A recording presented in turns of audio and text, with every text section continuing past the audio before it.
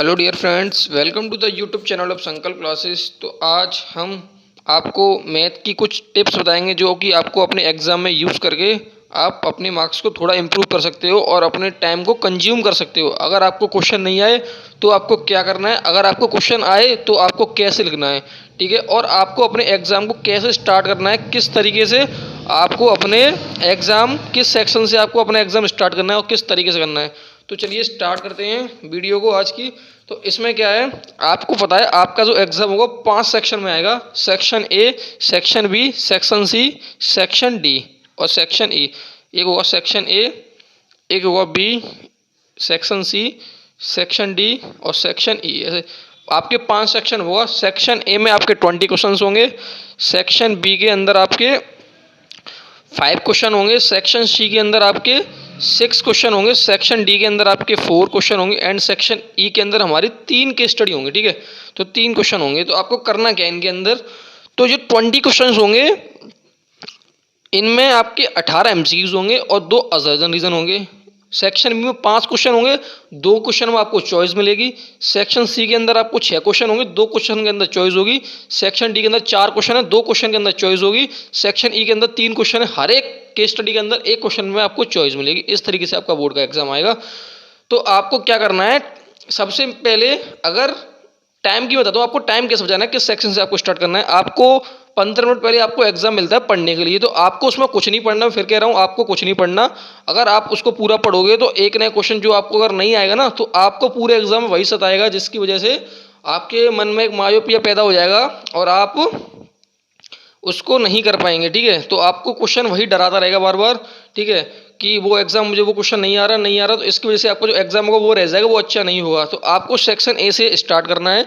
जो आपको 15 मिनट पढ़ने के लिए मिलेगी ना, उस 15 मिनट में आपको स्टार्ट करना है और आपको टारगेट बना लो 15 मिनट के अंदर में कम से कम 10 एमसीक्यूज इसके कर लूँ। सेक्शन ए के 8 से 10 एमसीक्यूज में कर लूँ, ठीक है। आपको उस पर आपको पेंसिल से स्टार्ट करना है, पेपर पे स्टार्ट कर दो, पेपर पे लिख डालो और टिक कर लो, ठीक है। उस पर हल्का सा टिक करके बात बन जाएगी और आप 8 से 10 एमसीक्यूज इजीली 15 मिनट के अंदर कर सकते हो, ठीक है। तो आपको टारगेट बना के चलो 8 से 10 एमसीक्यूज 15 मिनट में, और 20 मिनट और आप एक्स्ट्रा ले लो उसके बाद जो जिसमें आपका टाइम स्टार्ट होगा। तो आपको 20 मिनट इसके मैं काउंट करता हूँ आपके, ठीक है, 20 मिनट एक्स्ट्रा 15 मिनट वो, ठीक है। सेक्शन ए को कंप्लीट करने के लिए सेक्शन में 5 क्वेश्चन है, आप आराम से एक क्वेश्चन 3 मिनट के अंदर कर सकते हो। तो 5 क्वेश्चन आपके 15 मिनट, चलो मैं 20 मिनट इसके भी दे देता हूँ, 20 मिनट आप इसके भी ले लेना। सेक्शन सी में एक क्वेश्चन आपका 3 मिनट के अंदर हो जाएगा, आपके 6 क्वेश्चन है 18 मिनट, आपको 25 मिनट के अंदर आपको उसको आराम से खत्म कर सकते हो 25 मिनट के अंदर। सेक्शन डी की बात करूं, 5 मिनट में एक क्वेश्चन करना, तो 4 क्वेश्चन आराम से 20 मिनट में हो जाएंगे। फिर भी आप इसकी 25 से 2.5 मिनट आप ले लीजिए। सेक्शन ई में केस स्टडी है, इसको आप आराम से आधे घंटे के अंदर 10 मिनट में अगर एक केस स्टडी करोगे तो आधे घंटे के अंदर आपको आराम से आपकी केस स्टडी हो जाएंगी। तो आपका पेपर हो जाएगा 30 मिनट, 30 मिनट, 60 मिनट, 60 और 40, 100 मिनट, 125 मिनट के अंदर आपका एग्जाम हो गया। और आप मैं मानता हूँ 10-20 मिनट आप और इधर कहीं दे लेना, तो आराम से आपको 140 मिनट के अंदर, मतलब 140 मिनट का मतलब 2 घंटे 20 मिनट आपका एग्जाम हो जाना चाहिए, ठीक है। अगर आपका नहीं हो रहा कोई दिक्कत नहीं, अगर आप थोड़ा स्लो करते हो तो आप टारगेट बना के चलो 2 घंटे, आपको 40 मिनट या 50 मिनट के अंदर आपको अपना एग्जाम खत्म कर देना है। 10 से 20 मिनट आपको उसको चेक करने में देना है, क्योंकि आप हड़बड़ी में कोई ना कोई एमसीक्यूज गलत कर देते हो, ठीक है। जैसे आपने कहीं पूछे which of the following is not true, आपने नोट नहीं पढ़ा, तो आपको इस पर भी ध्यान देना है, दोबारा से आपको अपना चेक करना है, आराम से चेक करना, जल्दी वे नहीं करना, नहीं तो वो गलती होगी आप नहीं पहचान पाओगे।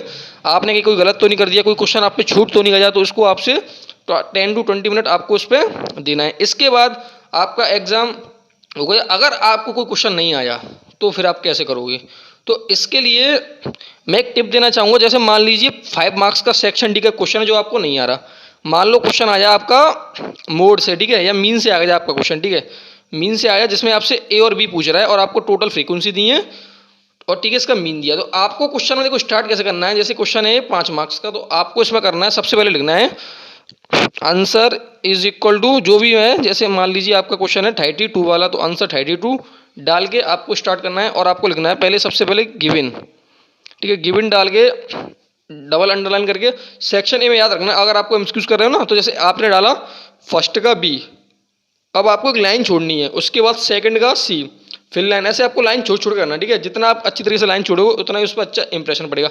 और मैं बता दूं, अगर आपके 20 के 20 MCQ सही हैं तो एग्जामिनर समझ जाएगा कि बच्चा ये इंटेलिजेंट है और आपकी चेकिंग को इतना ध्यान नहीं देगा, जल्दी जल्दी चेक करेगा, ठीक है। तो आपके MCQs बहुत मैटर करते हैं, ठीक है।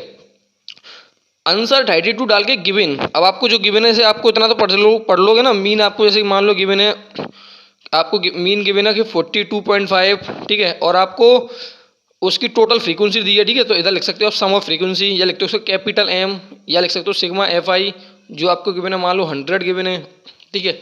अब आपको अगर फॉर्मूला तक याद है ना, आपको पता है मीन का फॉर्मूला होता है sigma FI XI upon sigma FI, direct method. तो आप इसको लगा दो तो आपका एक नंबर ये बन गया, ठीक है।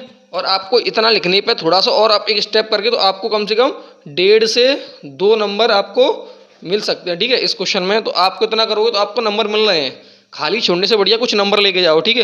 तो आपको इतने पर नंबर मिलेंगे। अगर आपको क्वेश्चन नहीं आ रहा तो क्वेश्चन के हिसाब से उसमें गिवन क्या है आप वो लिखो आराम से बढ़िया राइटिंग में। उसके बाद अगर आपको थोड़ा भी उससे रिलेटेड कुछ भी याद आ रहा है, कोई भी फॉर्मूला याद है, उस फॉर्मूले को लिख के आओ, उसके नंबर आपको मिलेंगे। बोर्ड में आपको हर स्टेप के नंबर मिलते हैं, जितना आप सोचते हो आपको उतने नंबर आते हैं, जितने का आप करके आते हो आपको उतने नंबर आते हैं। नंबर नहीं कटते, स्टेप के नंबर मिलते हैं आपको बोर्ड एग्जाम में। तो आपको याद रखना है, इस तरीके से आपको क्लियर तरीके से सारे क्वेश्चन को सॉल्व करना है, ठीक है। टाइम से पहले नहीं, टाइम की बहुत बड़ी मिस्टेक होती है, आपका एग्जाम छूट जाता है। तो आपको एग्जाम को नहीं छोड़ना, आपको पूरा करके आना है, ठीक है। तो चलिए मिलते हैं अगले लेक्चर में। अगर कोई अभी भी आपका डाउट हो तो आप कमेंट करके पूछ सकते हो। आपका मैंने पूरा डाउट क्लियर कर दिया कि आपको किस तरीके से पेपर अटेम्प्ट करना है। सेक्शन ए से आपको स्टार्ट करना है, आपको 15 मिनट मिलेंगी। तो आपको स्पीड में वो उसमें सेक्शन ए के कुछ MCQs करने हैं, फिर section B, section C, section D, section A से लाइन बाई लाइन आपको बढ़ते जाना है। और सारे क्वेश्चन आपको करने हैं, छोड़ना नहीं है। जितना है उतना उस क्वेश्चन में करो, गिवन लिखो, उससे फॉर्मूला लिखो, आपको कुछ ना कुछ नंबर उसके जरूर मिलेंगे। इस तरीके से अगर आप करोगे तो आपकी बात बन जाएगी और आपके अच्छे नंबर आएंगे इस तरीके से करोगे। चलिए तो मिलते हैं अगले लेक्चर में। आप अपना एग्ज़ाम बढ़िया तरीके से दे के आना।